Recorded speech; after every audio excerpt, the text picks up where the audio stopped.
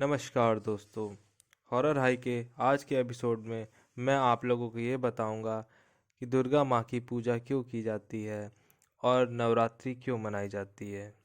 तो चलिए शुरू करते हैं। दोस्तों, जब भी बात नवरात्रि की आती है तो हमारा दिमाग पाठ पूजा, देवी माँ की अर्चना और आरती तक ही सीमित रह जाता है। लेकिन क्या आप जानते हैं कि नवरात्र का त्यौहार क्यों मनाया जाता है?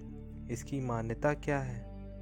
सदियों से हम नवरात्र का त्यौहार मनाते आ रहे हैं, व्रत रखते आ रहे हैं। देश के अलग अलग हिस्सों में अलग अलग तरीकों से इस त्यौहार को मनाते आ रहे हैं। कहीं कुछ लोग पूरी रात गरबा और आरती कर नवरात्र के व्रत रखते हैं, तो वहीं कुछ लोग व्रत और उपवास रख माँ दुर्गा और उनके 9 रूपों की पूजा करते हैं। लेकिन इस नवरात्र के पीछे असल कहानी क्या है?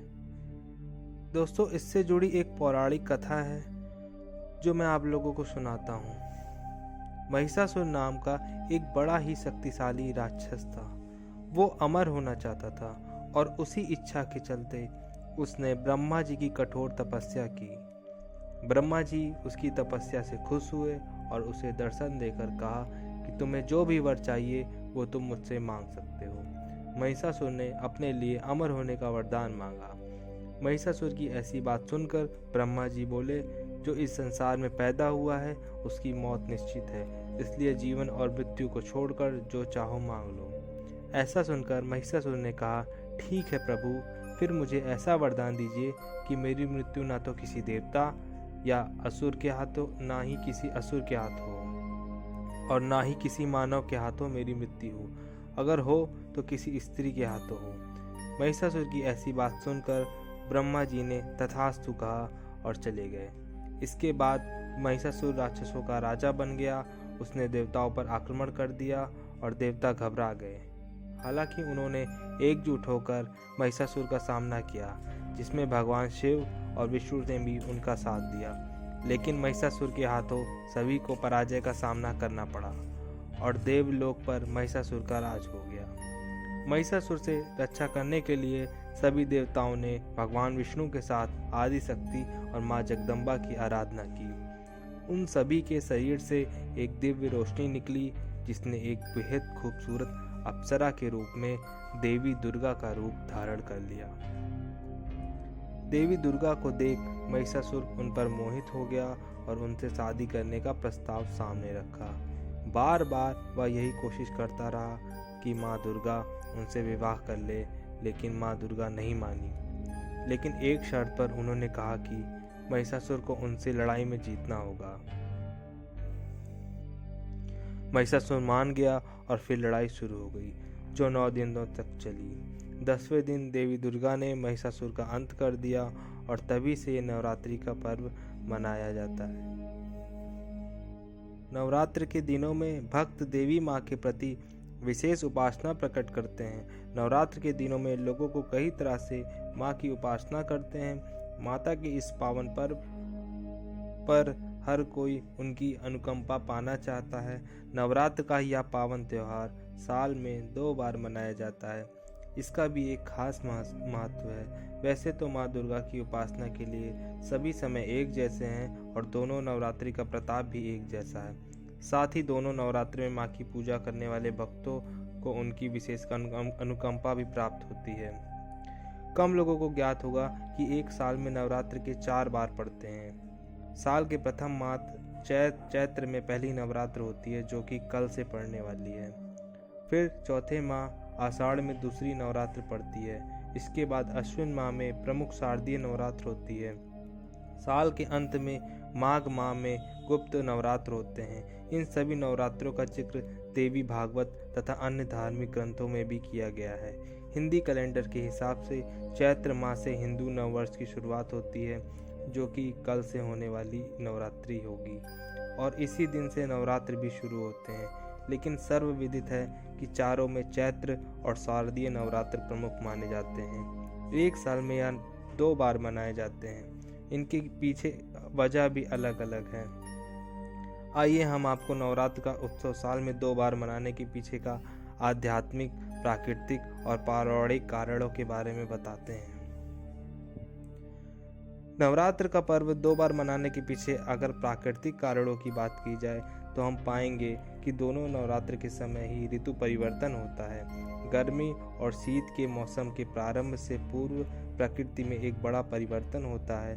माना जाता है कि प्रकृति माता की इसी शक्ति के उत्सव को आधार मानते हुए नवरात्रि का पर्व हर्ष, आस्था और उल्लास के साथ मनाया जाता है। ऐसा प्रतीत होता है कि प्रकृति स्वयं ही इन दोनों समय काल पर ही नवरात्रि के उत्सव के लिए तैयार रहती है। तभी तो न उस समय मौसम अधिक गर्म न अधिक ठंडा होता है। खुशनुमा मौसम इस पर्व की महानता को और बढ़ा देता है। अगर भौगोलिक आधार पर गौर किया जाए तो मार्च और अप्रैल जैसे ही सितंबर और अक्टूबर के बीच भी दिन और रात की लंबाई समान होती है। तो इस भौगोलिक समानता की वजह से भी एक साल में इन दोनों नवरात्र को मनाया जाता है। प्रकृति में आए इन बदलाव के चलते मन हमारे दिमाग में भी परिवर्तन होते हैं। इस प्रकार नवरात्र के दौरान व्रत रखकर शक्ति की पूजा करने से शारीरिक और मानसिक संतुलन बना रहता है। नवरात्रि का त्योहार साल में 2 बार मनाए जाने के पीछे प्राचीन कथाओं का उल्लेख भी पुराणों में मिलता है। माना जाता है कि पहले नवरात्रि सिर्फ चैत्र नवरात्रि होते थे, जो कि ग्रीष्म काल के प्रारंभ से पहले मनाए जाते थे।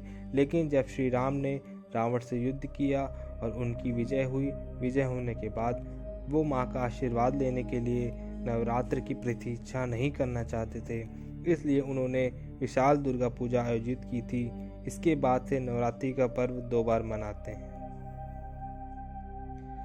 अध्यात्म यह कहता है कि एक साल में 2 बार नवरात्र मनाने के पीछे प्रकाश डालें तो चैत्र नवरात्रि जो चैत्र मास में गर्मी की शुरुआत में होती है, तो वहीं दूसरी सर्दी के प्रारंभ में आती है। गर्मी और सर्दी दोनों मौसम में आने वाली सौर ऊर्जा से हम सबको ज़्यादा प्रभावित होते हैं, क्योंकि यह फसल पकने की अवधि होती है। मनुष्य को वर्षा जल और ठंड से राहत मिलती है। ऐसे जीवनोपयोगी कार्य पूरे होने के कारण दैवी शक्तियों की आराधना करने के लिए यह समय सबसे अच्छा माना जाता है। मान्यता है कि रावण से युद्ध पहले भगवान श्री राम ने माता शक्ति की पूजा रखवाई थी। धार्मिक मान्यता के अनुसार श्री राम ने रावण के साथ युद्ध पर जाने से पूर्व अपनी विजय की मनोकामना मानते हुए मां के आशीर्वाद लेने के लिए एक विशाल पूजा का आयोजन करवाया था। कहा जाता है श्री राम देवी के आशीर्वाद लेने के लिए इतना इंतजार नहीं करना चाहते थे और तब से ही प्रतिवर्ष 2 बार नवरात्रि का आयोजन होता है। जहां शारदीय नवरात्र में यह सत्य की असत्य और अधर्म पर धर्म की जीत का स्वरूप माना जाता है, वहीं चैत्रीय नवरात्र में इसे भगवान के श्री राम के जन्मोत्सव या रामनवमी के नाम से जानते हैं। दोस्तों, इस बार की नवरात्रि जो 2023 में 22 मार्च को स्टार्ट हो रही है, उस दिन स्थापना के लिए शुभ मुहूर्त सुबह 6:30 से सुबह 7:32 तक है। इस समय के मध्य घाट स्थापना करने के लिए शुभ रहने वाला है। नवरात्रि के पहले दिन माता शैलपुत्री का पूजन किया जाता है। दोस्तों, मैं आप लोगों से एक आग्रह करना चाहती हूँ कि जो लोग मांस मछली का सेवन नहीं करते हैं उनके लिए तो चलिए कोई बात नहीं, लेकिन जो लोग भी मांसाहारी हैं और इन सब चीज़ों का सेवन करते हैं, मैं उनसे विनम्र निवेदन करना चाहता हूँ कि कम से कम इन 9 दिनों तक इन सब चीज़ों से बिल्कुल भी दूर रहें। आप भगवान को मानते हो चाहे ना मानते हो, लेकिन कृपा करके इस 9 दिन तक इन सारी चीज़ों से दूर हो जाएं। आपके लिए ज़रूर ही कोई ना कोई अच्छी खबर आएगी और माता की पूजा करते रहें। इसी के साथ आप लोगों को नवरात्रि की हार्दिक शुभकामनाएं। मेरे द्वारा बताई गई कहानी अगर आप लोगों को अच्छी लगी हो तो मेरे चैनल को सब्सक्राइब करिए और वीडियो को लाइक करिए। धन्यवाद।